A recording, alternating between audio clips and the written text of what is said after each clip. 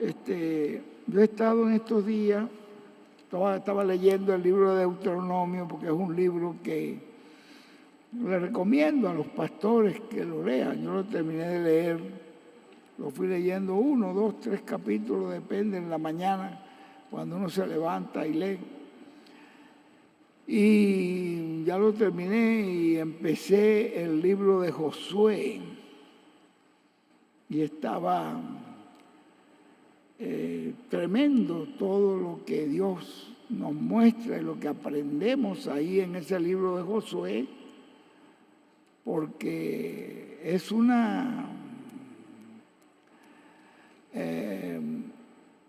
un paralelo lo que aconteció allá con lo que acontece acá. Y Josué, cuando fueron a tomar a la ciudad de Jericó, él le dijo al pueblo, a los hijos de Israel: no tomen ninguna cosa de esa ciudad, porque esa ciudad es anatema para Dios. Así que no tomen del anatema para que no vayan a contaminar el campamento de Israel. Y él le dio esas instrucciones. Todos obedecieron, menos uno, que fue Acán, que dice que cuando llegó allí a esa parte, vio un manto babilónico y unas piezas de plata en el lugar donde él entró, y dice que y un lingote de oro. Y entonces él lo tomó, él dijo: bueno, con esto, Acán era de la tribu de Judá, dijo: con esto pues yo me hago rico, mi familia ya con esto puede vivir. Imagínate tú, con ese lingote de oro, con esas cantidades de piezas de plata, y ese manto babilónico que costaba quién sabe qué cantidad en esa época, muchísimo.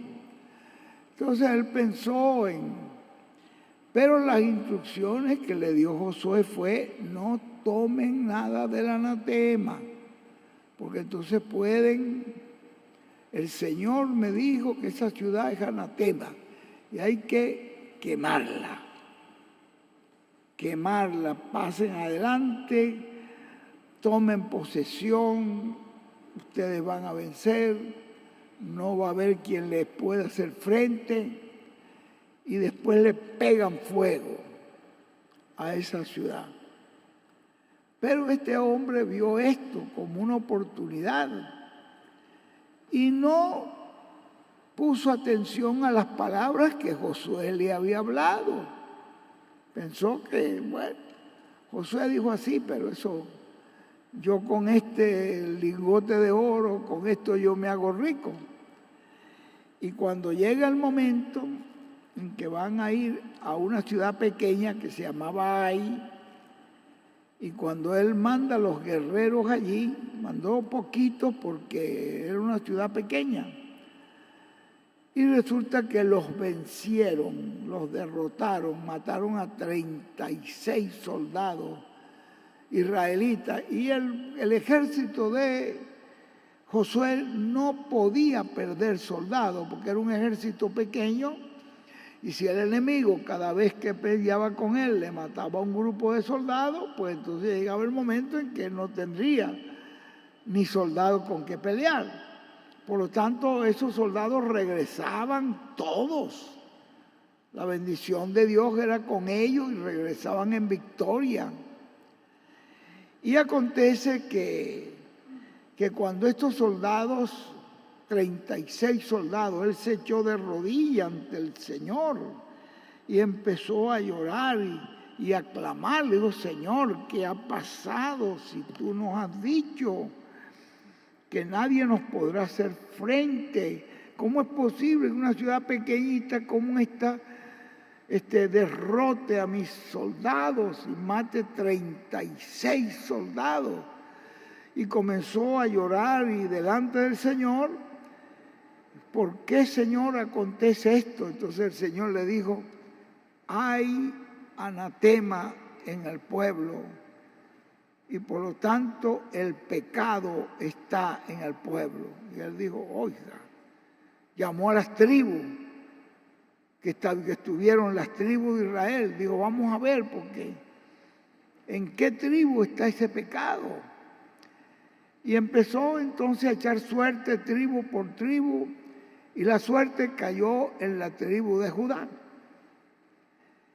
Y cuando llamó la tribu de Judá completa para saber en qué parte de la tribu de Judá, salió en la familia de Sera, que Judá tenía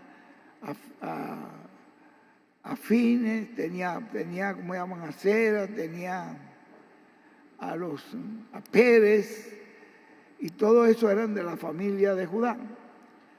Pero cuando le cae la suerte a Sera, él dice, llámame la familia de Sera, y todos los descendientes de Sera estaban allí. Y ahí entonces estuvieron todos y cayó la suerte sobre una de la familia, y él, tráeme esa familia acá. Y cuando llegó la suerte cayó sobre Acán. Cuando la suerte le cayó a Acán, ¿cómo es? ¿Qué has hecho? Hijo mío, ¿qué has hecho? Y entonces él le dijo, mira, mi señor, yo vi un manto babilónico muy importante, no quise, lo recogí, unas monedas de plata, una cantidad de monedas de plata, a donde entré, un lingote de oro. ¿Y dónde lo tiene? Lo tengo en mi tienda, lo enterré ahí en mi tienda, en la tienda de Acán. Entonces él mandó unos soldados inmediatamente que fueran y trajeran eso. Y lo acabaron, ahí lo encontraron, el lingote de oro. Y él dijo, mira, quita el anatema del pueblo, le dijo el Señor. Para yo poder seguir adelante con ustedes tienen que quitar el anatema. No obedeció. Y él creyó que eso les iba a hacer rico. ¿Y qué aconteció? Que Josué dijo, pues traigan toda su familia, Acán, su esposa, sus hijos, sus hijas, todos sus siervos, toda su casa, saquen su tienda, llevémoslo fuera del campamento. Y ahí todo el pueblo tiró piedras sobre él hasta que acabó con esa familia. Después le pegó fuego con todo el lingote de oro, con el manto babilónico, con las monedas de plata. Entonces, vean ustedes que una cosa, una desobediencia a unas instrucciones muy sencillas que él había dicho, no tomen del anatema, dice el Señor. Ellos acá pensó que eso no era así, que eso era una idea de Josué, y no era una idea de Josué, era un mandamiento del Señor, pero él no lo vio así. Y entonces miren qué felicidad le trajo, qué riqueza le trajo el fin de su familia. Esa familia desapareció por completa, porque por orden de Dios mandó a pegarle fuego a toda esa familia con todo el anatema, con lo que él había guardado cuando Dios le dijo que no tomaran del anatema. Entonces, uno puede ver esos casos allí. Esta mañana cuando leí eso, dije, mire qué sencillo. Josué le dijo, mira, no tome nadie, le dijo a todo el pueblo, a los guerreros, no tome nadie del anatema porque esa ciudad es anatema para Dios. Y esa ciudad Dios la toma como anatema porque es una ciudad pervertida, no es de una simiente contraria, es de una simiente que no es la simiente de Dios. Péguenle fuego completamente. Entonces vean ustedes cómo ahí solamente se salvó Rahab Y la familia, porque fueron la familia que escondieron a los espías y los ayudaron. Y por lo tanto, ellos hicieron una promesa con ella. Entonces él dijo, vayan y búsquenla a ella con toda su familia y tráiganla, porque ya hay un compromiso que hemos hecho en el nombre del Señor. Entonces, vean ustedes, hay unas cosas sencillas y la gente piensa que es una idea de la persona y no es así. Es la voluntad del Señor. ¿Se dan cuenta cómo dice el Señor? No todo el que me dice Señor, Señor, Señor entrará en el reino de los cielos, sino el que hace la voluntad de mi Padre. Entonces, ve que hay una voluntad del Padre que tenemos que hacer. Usted puede decir Señor, Señor, Señor, pero dice, eso no es, no todo el que me dice Señor, Señor.